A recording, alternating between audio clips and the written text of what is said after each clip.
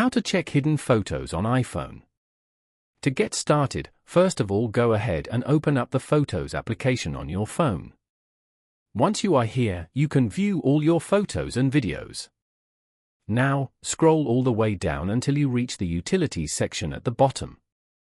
Within Utilities, tap on the Hidden album to view the hidden photos.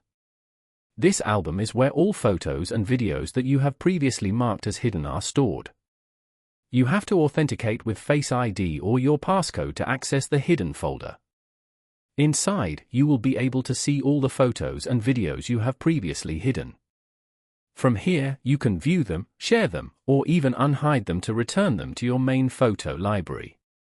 Following these steps, you can easily check hidden photos on an iPhone. Thank you for watching. Please leave a like if this tutorial helped you, or leave a comment below if you have any questions related to the video.